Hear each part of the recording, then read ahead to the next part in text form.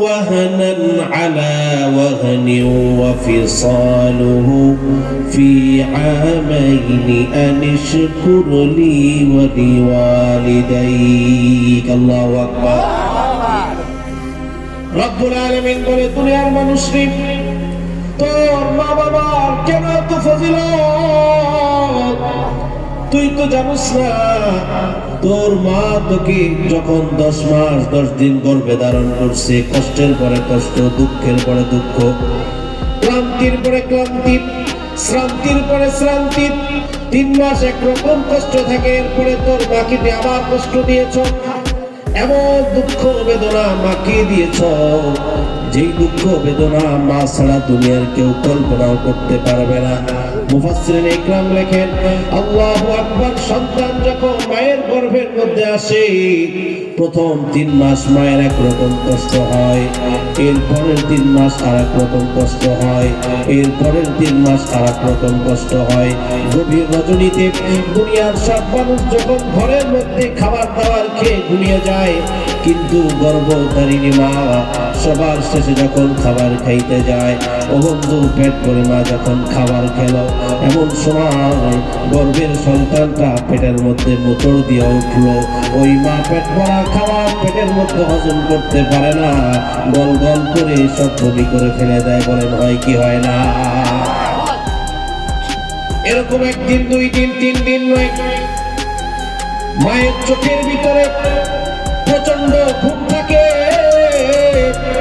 কিন্তু মা ঘুমাইতে পারে না মা যখন ঘুমায় হঠাৎ ঘুমটা ভেঙে যায় আবার মায়ের পেটের ভিতরে প্রচন্ড ক্ষুধা থাকে ও বন্ধু তোমার কারণে আমার কারণে আমার মা তার মুখের রুচিগুলো শেষ হয়ে গিয়েছিল ঠিক মতো খাইতেও পারে নাই মা রাত্রে ঘুমাইতে পারে না দিনের বেলা খাইতে পারে না তাফসীরে মারিফুল কোরআনের মধ্যে আছে আল্লাহর নবী বলে গর্ভধারিণী মা টেনশন করো না তোমার সন্তানের কারণে দীর্ঘদিন যে তুমি ঠিকমতো ঘুমাইতে পারো নাই আল্লাহর নবী বলে ও মা এই না ঘুমানোর কারণে আল্লাহ রাব্বুল আলামিন তোমাকে সারা রাত নফল নামাজ পড়ার সওয়াব দিয়ে দেয় গর্ভধারিণী মা যে 10 মাস 10 দিন তোমার কারণে আমার কারণে ঠিকমতো খাবার খাইতে পারে নাই তাফসীরের মধ্যে আছে আল্লাহর নবী বলে মাগো টেনশন করিস না এই না ঘুমানো এবং না খেয়ে থাকার কারণে আল্লাহ রাব্বুল আলামিন তোমাকে এই দিনগুলিতে সারা দিন রোজা রাখার সওয়াব দিয়ে দেয় কেমন কষ্ট করেছে মা 10 মাস 10 দিন কষ্ট যখন হলো সন্তান প্রসবের সময় মায়ের এমন বেদনা শুরু হয় এমন কষ্ট শুরু হয় 33 পাক কলিজা ছেঁড়া বেদনার পরে রক্ত প্রবাহিত হয়ে মা যখন সন্তান প্রসব করে আল্লাহু আকবার দুনিয়ায় মা ছাড়া কেউ এটা বুঝবে না আমার বন্ধুরা আমার বাবাজিরা এমন সময় এমন কষ্টের পরে সন্তান যখন দুনিয়ায় আসে ওই সময় মা যখন একবার নিজের নারী ছেঁড়া কলিজার টুকরার দিকে একবার তাকায় আল্লাহ রাব্বুল আলামিন মায়ের অন্তরের ভিতরে এমন একটা ফিলিংস টেন্ডেন্সি তৈরি করে দেয় মা তখন সন্তানের দিকে একবার যখন নজর দেয় এক নজরের সাথে সাথে 10 মাস 10 দিনের সমস্ত বেদনা আল্লাহ রাব্বুল আলামিন ভুলায়া দেয় এমন কষ্ট মা ছাড়া দুনিয়ার আর কেউ করতে পারবে মা ছাড়া কেউ পারবে না মা যে কি জিনিস দুনিয়ার অনেকে আপনাকে ভালোবাসবে বউ আপনাকে ভালোবাসবে এই ভালোবাসাটা আল্লাহু আকবার স্থায়ী না এটা ক্ষণস্থায়ী জোরে বলেন এটা কি ক্ষণস্থায়ী আপনার বউ আপনাকে অনেক ভালোবাসছে ঠিক আছে আপনার দাবি মেনে নিলাম আপনি 1 সপ্তাহ শুধু বউরে কোনো টাকা পয়সা দিবেন না হ্যাঁ আপনি যদি রাবেয়া মুসরিকেও বিয়ে করেন দেখবেন আপনার এই ভালোবাসা টিকবে না জোরে বলেন ঠিক না বেঠিক একমাত্র প্রকৃত সন্তানকে ভালোবাসে যে তার নাম হলো মা তার নাম কি জোরে বলেন অনেকেই ভালোবাসে কিন্তু মা তোমার মতো কেউ ভালোবাসে না ঠিক না বেঠিক তোমার মতো কেউ কাছে টানে না, তোমার মতো কেউ ভালোবাসে না। অনেকেই ভালোবাসে কিন্তু মা তোমার মতো কেউ ভালোবাসে না। জীবন চলার পথে কতজন আসে যায়, তোমার মতো মাগো কেউ নাই কেউ না।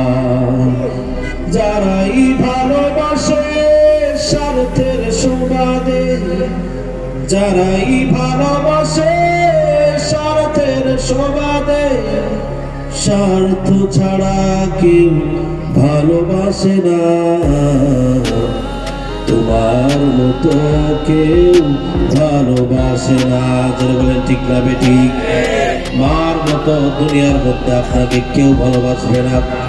ও বন্ধু, মা যদি সন্তানকে একটা বদদোয়া দেয়, মা যদি সন্তানকে একটা দোয়া দেয়, সাথে সাথে দোয়া বদদোয়া যিনি কবুল করেন তিনি কে? জোরে বলেন, আরো জোরে বলেন কে? আরো জোরে বলেন কে? আমার ভাইয়েরা, আমার বাবাজিরা, আল্লাহর নবী সাল্লাল্লাহু আলাইহি ওয়াসাল্লামের এক সাহাবী এসে বলে, ইয়া রাসূলুল্লাহ, ইয়া হাবিবাল্লাহ, মান আহাক্কু বিহুসনি সাহাবাতি। ও নবী, দুনিয়ার মধ্যে কার সাথে আমি বেশি সবচেয়ে ভালো ব্যবহার করব? আল্লাহর নবী বলে, উম্মু কাদর, মায়ের সাথে। সাহাবী বলে, ইয়া রাসূলুল্লাহ, সুম্মা মান, এরপরে কে? নবী বলে, তোর মা। সুম্মা মান, এরপরে কে? নবী বলে, তোর মা। সাহাবী বলে, সুম্মা মান, এরপরে কে? এরপরে আল্লাহ রাসূল বললেন, তোর বাবা। ও বন্ধু, দুনিয়ার মধ্যে আপনি যতদিন থাকবেন, আপনার সবচেয়ে ভালো ব্যবহার পাওয়ার ত্রিপল যোগ্যতা যার আছে তিনি হলেন আপনার মা। এই মায়ের সাথে যদি কোনো সন্তান খারাপ ব্যবহার করে, আল্লাহর কসম খেয়ে বলি, আল্লাহর কসম খেয়ে বলি, হযরত আবু হুরায়রা থেকে হাদিস, নবী বলেন, আল্লাহু আকবার, আমার ভাইয়েরা, মায়ের সাথে খারাপ ব্যবহার করবেন না। তিন ব্যক্তির দোয়া সন্দেহ তিন ভাবে আল্লাহর কাছে চলে যায়। কয় ব্যক্তির? জোরে বলেন। তিন ব্যক্তির দোয়া অথবা বদদোয়া। এর ভিতরে এক নম্বর হলো দাওয়াতুল মাজলুম। মাজলুম যদি কারো নামে বদদোয়া দেয়, খবরদার কারোর উপর জুলুম করবেন না। আপনার দ্বারা কেউ মাজলুম হচ্ছে কিনা, মাজলুম যদি একটা শ্বাস ছাড়ে, ওই শ্বাসটা বিষাক্ত হয়ে আল্লাহ রাব্বুল আলামিনের আরশে আজিমে পৌঁছে যায়, জালেম ধ্বংস হয়ে যায়। এজন্য আমার ভাইয়েরা, দুনিয়ায় যতদিন থাকবেন, কারোর উপকার করতে পারেন আর না পারেন, কারো ক্ষতি করবেন না, কারোর উপর জুলুম করবেন না। দুই নম্বর হলো দাওয়াতুল মুসাফির, মুসাফিরের দোয়া অথবা বদদোয়া। তিন নম্বর দাওয়াতুল ওয়ালিদাইন, মা বাবা যদি সন্তানের নামে দোয়া অথবা বদদোয়া করে, সাথে সাথে যিনি কবুল করেন তিনি কে? জোরে বলেন। খবরদার, মা বাবার সাথে কখনো বেয়াদবি করা যাবে না।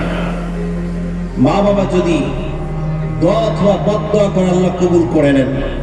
সহিহ মুসলিমের মধ্যে একটা হাদিস আসছে, আল্লাহর নবী সাল্লাল্লাহু আলাইহি ওয়াসাল্লাম বলেন, মা তাকাল্লামা ইনসানুন ফিল মাহদি ইল্লা ঈসা ইবনে মারইয়াম ওয়া সাহিবু জুরাইজ।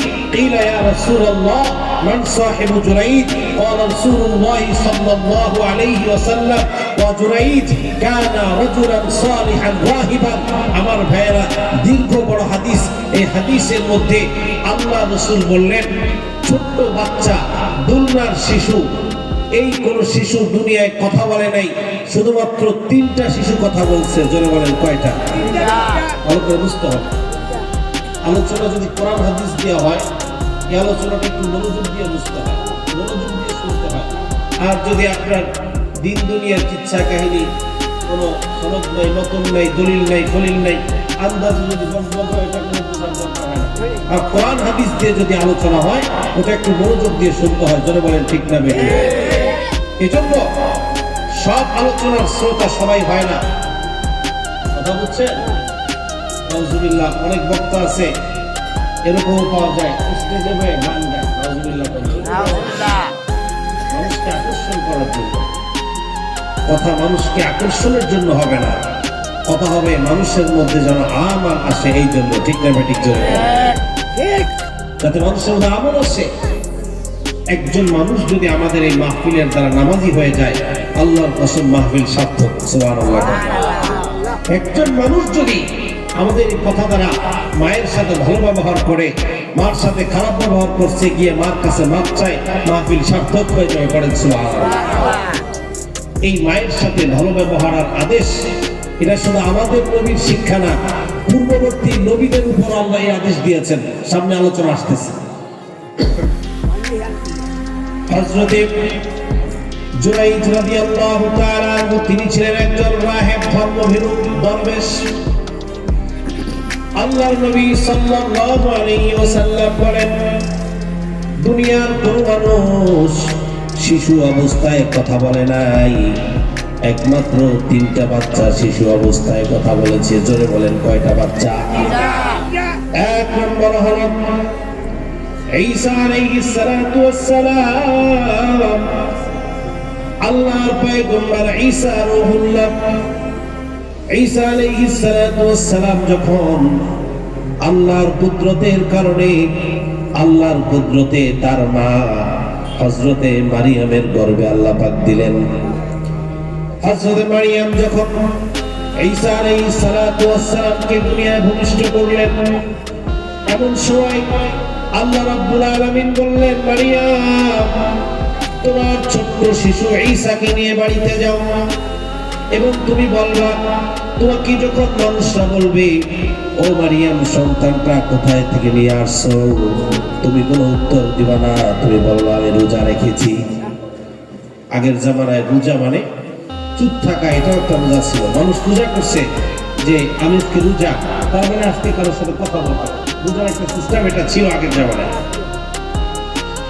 ফাআতাত বিহি কওমাহা তাহমিলু, সূরা মারিয়ামের মধ্যে আল্লাহ বলেন, হযরত মারিয়াম রাদিয়াল্লাহু তাআলা আনহা তার সন্তানকে, ছোট্ট ঈসা রূহুল্লাহকে কোলে নিয়ে বংশের কওমের কাছে আসলেন। ক্বালু ইয়া মারইয়াম লাকাদ জিতি শাইআন ফারিয়া। কওমের লোকেরা বলল, মারিয়াম, তুমি তো একটা আজব অদ্ভুত কাণ্ড ঘটিয়ে ফেলছো। মারিয়ামের তা কোনো বিয়েই হয় নাই, সন্তান থেকে আসলো। কথা বুঝেন নাই? আল্লাহু আকবার জোরে বলেন। ক্বালু ইয়া মারইয়াম লাকাদ জিতি শাইআন ফারিয়া। মারিয়াম, অদ্ভুত কাণ্ড ঘটায় ফেলছো তুমি, তোমার তো বিয়ে হয় নাই, সন্তান থেকে আইলো। ছোট্ট ঈসা কোলের মধ্যে নিয়ে আসছে। এবার লোকেরা হযরত মারিয়াম রাদিয়াল্লাহু তাআলা আনহার বংশ পরিচয় তালাশ করে দেখলো, হযরতে মারিয়ামের বংশ কোনো সাধারণ বংশ না। হযরতে মারিয়াম, তার মায়ের নাম ছিল হান্না। হযরতে মারিয়ামের বাবার নাম ছিল আলে ইমরান। হযরতে মারিয়ামের মায়ের নাম হান্না, তার দাদার নাম ছিল হাশিম। হযরতে মারিয়ামের পর নানি, তার নানির নাম ছিল কাফুজ। হযরতে মারিয়ামের বংশটা আল্লাহর পয়গম্বর হযরত হারুনের বংশের সাথে গিয়ে মিলে গিয়েছিল। সুবহানাল্লাহ। হযরত মুসার এক ভাই, তার নাম হলো হারুন। এই হারুনের বংশের সাথে মারিয়ামের বংশের মিল ছিল, তাই তার বংশের লোকেরা বলছে, মারিয়াম, কি করলো তুমি এটা? ইয়া উখতে হারুন, হে হারুন ভগ্নী, মা কানা আবু